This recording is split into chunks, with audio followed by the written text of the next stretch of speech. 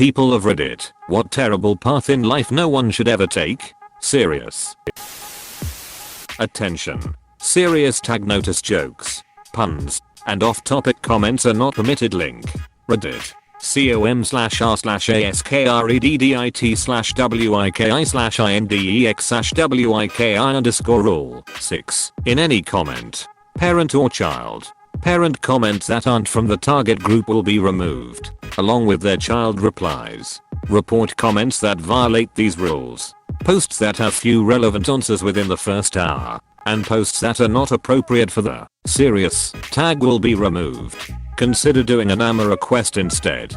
Thanks for your cooperation and enjoy the discussion. I'm a bot, and this action was performed automatically. Please contact the moderators of this subreddit /message/compose/to/r/askreddit if you have any questions or concerns. Brush your teeth. Can't begin to understand why I let mine rot. But while dentures may be easier to look after, they will never be as comfortable or as functional as my original set. This needs to be way higher up. I can't stress how important it is to brush at least twice a day, especially before bed. Out of curiosity, how bad were your guys' brushing habits, and for how long? I do autopsies. 1. Avoid the opioids. 2. Stay away from the fire deaths. 3. Wear life vests and seatbelts. 4. Don't walk around on the expressway. 5. Seriously, chill on the opioids. I was going to try a fire death, but I have changed my mind. Marrying for money. My mom lives around a sea of housewives who will want to leave their husbands, but can't because they've never had a career and won't be able to survive on their own financially. Basically the town I grew up in. Hot trophy wives left and right that only married for money. Not all the moms were gold diggers, but a good majority were just living their best life on their rich husband's dime. Shopping, cars, fancy brunches with the other trophy wives. It is so very obvious. They would not survive 2 weeks on their own. Are they generally happy though? What about the husbands? Joining an MLM. It's a financial disaster unless you are one of the very few people who are in at the beginning or have a large following that will buy what you sell and have proven this already. MLM products are expensive and low quality, and the way they make money is predatory and not logically possible for anyone not at the top of the scheme. Don't buy MLM. You are only enabling your friends, family, acquaintances, etc. to stay in this scam for longer and lose more money in the long run. If you do, you will not be helping them. Just like you won't give alcohol to an alcoholic. Don't give money to an MLM, no matter who is selling it. I refuse to buy from MLMs, and every couple weeks or so I see someone else in my social network get roped into Lipson's, Color Street, Arbon, etc. and I brace myself for the "hey girl" message. Thankfully no one's gotten too aggressive or guilt trippy yet, but I know how these companies convince you that if your friends truly care about you, they'll try the product and help you grow your business, which leads some distributors to take rejection super personally. It's super sad to see friends get sucked into. You watch them lose more and more money and see them begging for people to buy online. It's hard because you want to help but don't want the products and know it won't help anyways. They only see it as you letting them down. People pleasing. As a wise man once said, you can't make everyone happy. You're not pizza. A man and his son were once going with their donkey to market. As they were walking along by its side, a countryman passed them and said, "You fools. What is a donkey for but to ride upon?" So the man put the boy on the donkey and they went on their way. But soon they passed a group of men, one of whom said, "See that lazy youngster? He lets his father walk while he rides." So the man ordered his boy to get off and got on himself. But they hadn't gone far when they passed two women, one of whom said to the other, "Shame on that lazy lout to let his poor little son trudge along." Well, the man didn't know what to do, but at last he took his boy up before him on the donkey. By this time they had come to the town, and the passers-by began to jeer and point at them. The man stopped and asked what they were scoffing at. The men said, "Aren't you ashamed of yourself for overloading that poor donkey of your sire and your hulking son?" The man and boy got off and tried to think what to do. They thought and they thought, till at last they cut down a pole, tied the donkey's feet to it, and raised the pole and the donkey to their shoulders. They went along amid the laughter of all who met them till they came to Market Bridge, when the donkey, getting one of his feet loose, kicked out and caused the boy to drop his end of the pole. In the struggle the donkey fell over the bridge, and his feet being tied together he was drowned. "That will teach you," said an old man who had followed them. "Please all, and you will please none." Aesop's fable. When I was growing up in the Middle East I went to a school that had a huge mural on the wall of the school courtyard with that story. It made a huge impression on me that was the lesson the school wanted me to remember, and I did. Now this is a beautiful teaching for kids.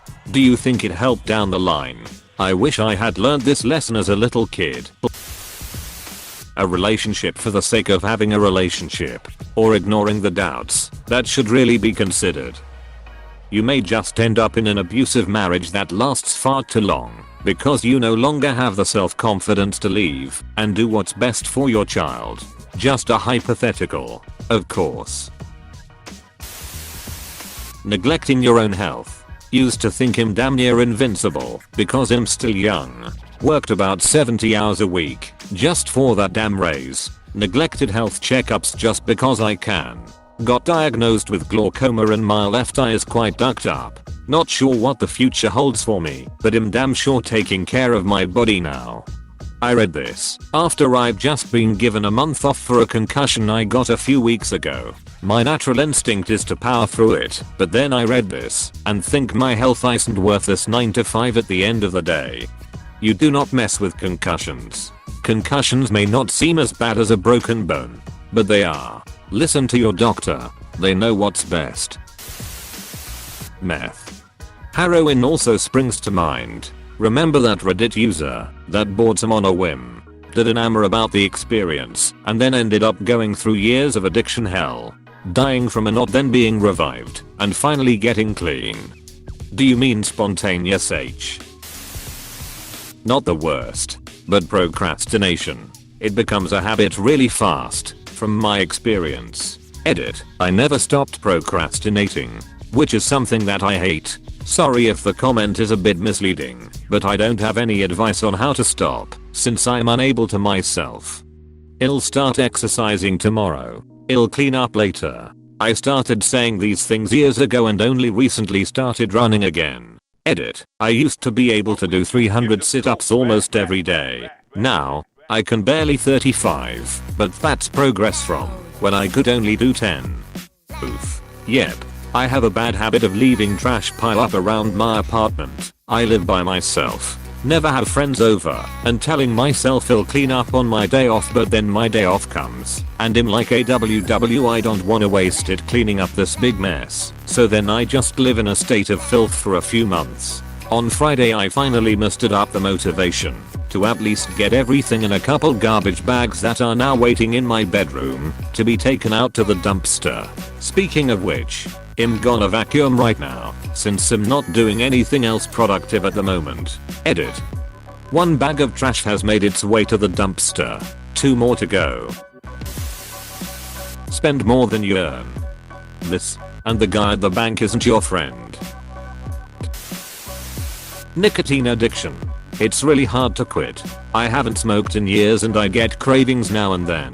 I can't imagine how hard it would be if I had been a regular smoker. Edit. Thank you to everyone who has shared their stories and thank you to everyone who will see this post share theirs, or won't. Your reasons are your own.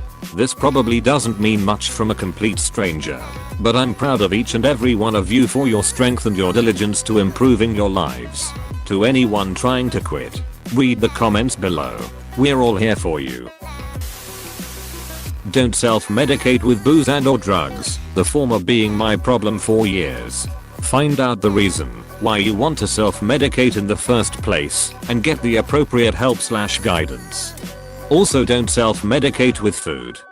This one snuck up on me after university. Classic case of working a stressful job that I hated. Not exercising and eating junk to comfort the depression I wasn't willing to face. I'm in a much better place now, but I still get crazy urges to binge on fast food when I'm feeling stressed. Living a life based only on the assumptions of someone who feeds on your admiration, parent, mentor, abusive relationship, etc. Can you please explain it to me? Didn't quite get it. Sometimes egotistical, narcissists or overbearing people are in a position of authority in your life, or have the advantage of your love for them. Parental, mentoring and parental relations are usually founded on some type of admiration. So are romantic/infatuation relationships. There may be the conditioning dynamics, they raised you, or you think they are more important. This allows them to dictate your actions. The problem with this is their love is conditional, and they are never satisfied. It's like a donkey chasing the proverbial carrot. Finding yourself trying to fit their mold will be exhausting. It's best to ask ourselves, if I do what really makes me happy, will this person respect me, or am I doing this for me, or to gain their approval? Living on other people's opinions. I fairly often ask other people's opinion on me cause they can see me more objectively than I can. Edit, I never said I rely on other opinions. I have a certain opinion about myself and the things I do, and by asking others for their opinion on me, I'm checking if I'm right or wrong. I hear their opinion, process it and decide if I think they're right or wrong. It's certainly better for self-improvement than disregarding anything anyone tells you, at least in my opinion. Picking a career path to fulfill your parents' dream. It almost ruined my self-identity. Currently I'm doing a course I like at a university of my choice. I might have destroyed my relationship with my mother, but for the sake of my own sanity it was worth it. My brother's girlfriend wanted to go to school for nursing. Her parents told her not to do that, because then her only option would be to be a nurse. She spent 4 years getting her bachelor's in something else, then ended up having to spend 2 years at community college to get her associates in nursing, which is what she wanted in the first place. Waste of so much time and money. A life of asking questions without making an effort to find out. Does he secretly hate me? Will she be disgusted if I asked her out? Would I be wasting my time if I studied to be a professional ice cream maker? Will I be happy if I leave him? Is this lump going to be a problem? Etc. Worse still, some people make up their own pessimistic, dismissive answers. Of course he hates me. I'm a piece of shit. Of course she won't go out with me. She probably likes that asshole Chad. Of course I'll never make money making custom ice cream. That's a stupid dream. Of course I'm not going to be happy. He beats me, but who else is going to love me? This lump is probably nothing. And if it is cancer, I don't want to confirm it. Have a question? Find out the answer. Well, negative self-talk this severe is obviously a mental health disorder that can lead to depression, failed relationships, all sorts of stuff really, so the answer is to see a psychologist and work on it. Toxic friends or family. Offload those people. Life is too short for that kind of stress. This is absolutely true. Don't feel like you have to be the better sibling to people who treat you like garbage. There is a reason so many people live so far away from family members. Stay with an abusive person in any kind of relationship. Edit. Wow, thanks y'all. Never gotten such awards and upvotes. Didn't expect this. No matter how much you think you can change them or get them to see that they're hurting you, it's not going to work. They understand what they are doing and don't care. The only people getting hurt are you and the people who care about you. Not treating your depression from the start with a professional and trying to overcome it alone. 6 years later down the road, diagnosed with severe depression and anhedonia, currently on medication. Life changed drastically. It is like taking off a pair of grey and dark glasses. Mental health is no joke and should be a priority in everyone's life. Edit. There's a lot of comments that I can't get through in time. Trying to reply to everybody. Thank you for the awards. Kind strangers. Gangs. Taking the road that's expected of you. Marriage, kids, career etc. without contemplating if it's the right thing for you. staying with someone you don't love just because you don't want to be alone. Opiates. Trust me. Putting your responsibilities on others. Talking badly publicly about the president of Egypt while you are in Egypt or before you go there. Blaming others around you for your own emotional state. This is one of the biggest causes of broken relationships and homes.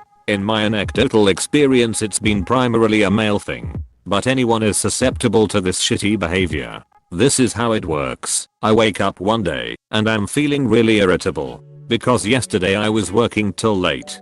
Didn't get any time to myself since I was busy with chores all evening. And my wife fell asleep really quickly, so I didn't get a chance to talk anything out and couldn't fall asleep. I walk into the kitchen and it's dirty because I didn't get to the kitchen last night. I feel immediately angry, but at what? I can't be angry at myself. My ego won't allow it. So instead, I get angry at my wife. I accuse her of not cleaning the kitchen. And if she gets defensive, then I double down on how she's emotionally unavailable for my needs. This turns into a fight. It spirals. Eventually we make up, but without resolving anything. Rinse and repeat this a few dozen times and you have a broken, domineering relationship. Take responsibility for your feelings. In the scenario above, go for a walk, read a book, do something you enjoy, calm down. It's no one's job to make you feel better, including, and especially, the people you live with. You can ask them, sure, but if they don't want to help you, then you have to help yourself. And if they truly never want to help you, then don't get angry. Ask yourself, why are you with them in the first place? Solve your own problems. Ask for help with them if you need it, but don't just dump them on others. Hey, thanks for watching, and don't forget to subscribe.